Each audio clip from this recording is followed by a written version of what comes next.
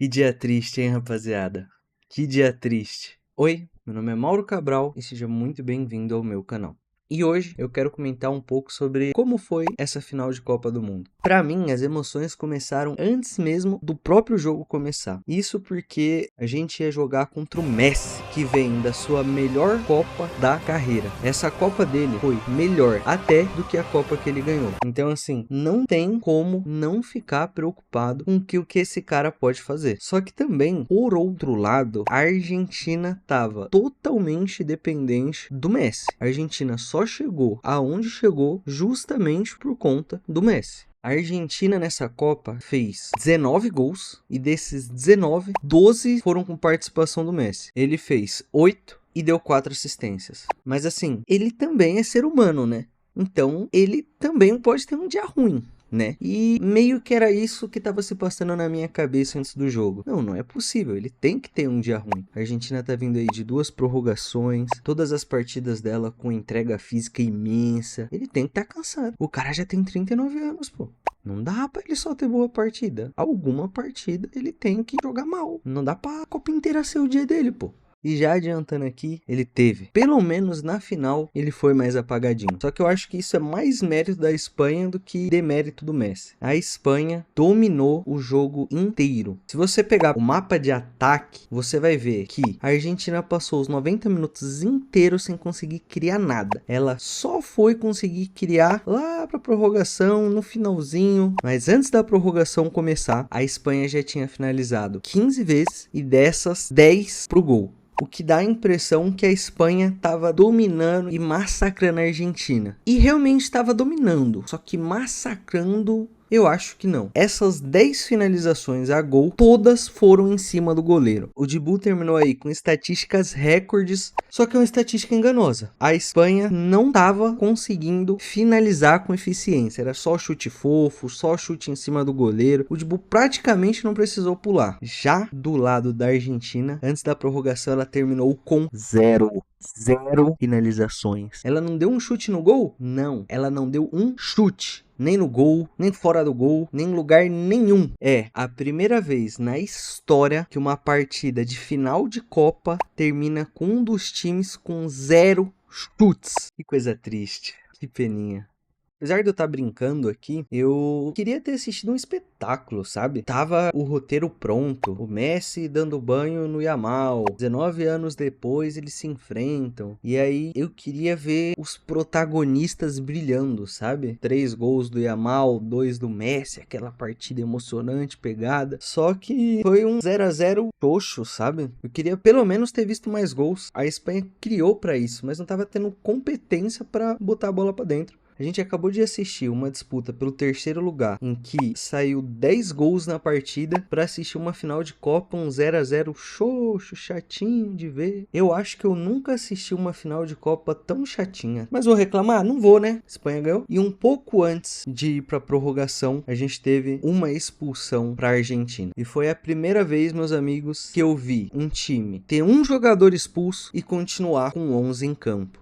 Meu Deus do céu, que arbitragem foi aquela? Que gol anulado foi aquele? Quando chega na prorrogação, a Espanha vai e faz um gol. Gol esse que o juiz anula por um toquezinho ridículo que em lugar nenhum do mundo anularia um gol daquele. Ele toma um pisão em um pé e na hora que cai no chão, ele tá segurando a outra perna. E aí você vê que tem o VAR que anulou o gol do Vini, que foi lá e voltou meia hora de jogo contra o Egito para anular uma falta que tinha sido lá na origem do lance. Aí chega agora e não chama nem pro cara conferir. Cara, imagina só se a Argentina ganha esse jogo com esse gol anulado. Eu tava pensando assim, tá se desenhando um roteiro do qual eu não gosto. Tá pra acontecer uma coisa que vai terminar essa Copa com um sentimento amargo na garganta. Eu não sou muito esse cara de teoria da conspiração, mas sei lá, parece que a Argentina tava sendo favorecida a Copa inteira, inclusive nesse jogo. Assistindo, a sensação que eu fiquei foi que a Argentina podia bater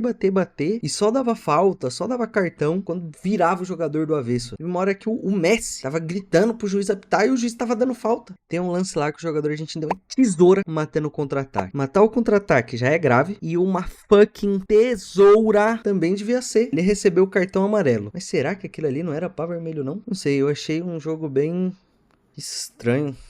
E a expulsão do Enzo Fernandes? Realmente era para ter sido expulso. Ele levantou um pouco o Barcy e ele só recebeu o cartão amarelo. A sorte foi que ele já tinha tomado um cartão amarelo por reclamação, que por sinal é uma das coisas mais burras de se fazer. Se ele já não tivesse sido amarelado por essa burrice, era bem capaz que mesmo ele levantando o jogador daquele jeito, ele continuasse em campo. Mas, apesar da arbitragem, dessa vez o bem venceu. A Espanha consegue ganhar de 1-0, um jogo feio, chato.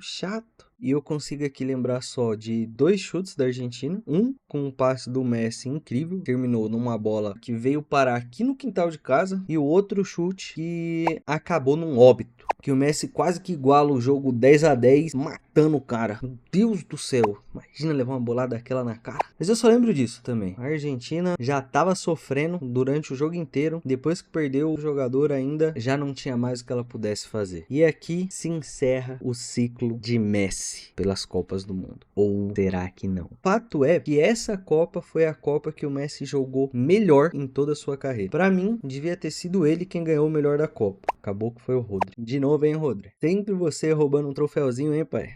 Copa passada, eu tinha escutado exatamente a mesma coisa do Messi, que era a última Copa dele pela seleção, que ele já tinha encerrado. E aí ele foi jogando, chegou disponível para essa Copa. O pessoal falava que ele vai entrar ali no segundo tempo, jogar um pouquinho quando precisar, ser referência, ser líder para os jogadores. E acabou que ele jogou praticamente 90 minutos de quase todos os jogos, né? Eu lembro aqui de um jogo que ele foi poupado, entrou no finalzinho ali e ainda fez um gol. Mas assim, a longevidade desse cara é um negócio pra gente se preocupar. Muita gente batendo o martelo pra ele e eu tava nessa expectativa na Copa passada e é o que ele aprontou nessa, né? Então assim, só acaba quando termina. Na hora que ele anunciar a aposentadoria, aí sim dá pra ficar tranquilo. Ele, inclusive, ano passado, ele fez uma publicação no Camp Nou, o estádio do Barcelona, falando que viveu grandes momentos lá e queria voltar, mas não só pra se despedir. Dava a entender mais ou menos que ele queria voltar e disputar mais uns anos. Depois dessa campanha que ele fez na Copa, seria loucura falar que ele não conseguiria disputar em alto nível? Não sei. Então, assim, não dá pra ficar completamente aqui tranquilo do que o baixinho pode fazer. Além de chata, a partida ainda teve algumas coisas que, pra mim, mancharam um pouco o que é uma final de Copa, né? A gente teve, depois que o jogo encerrou, Paredes indo bater nos jogadores da Espanha. Amigo, você perdeu. Vocês não tiveram chance. Vocês foram dominados. E depois você quer resolver batendo, acabando com a felicidade de quem conquistou o título. A gente teve o Messi, com toda a sua história, com toda a sua grandeza, pedindo a expulsão do Cucurella por uma coisa ridícula durante o jogo ainda. Cucurella, ele não passa 2 segundos com a mão na boca, ele só coloca a mão na boca e já tira. É uma coisa que só mancha tanto a final quanto a própria imagem dele de um cara íntegro, sabe? E ainda a gente teve a Argentina ficando de costas para a entrega das medalhas. A Copa acabou sendo bem conturbada, questão de juiz que não pôde apitar, seleção que tinha que disputar a partida e ir embora depois,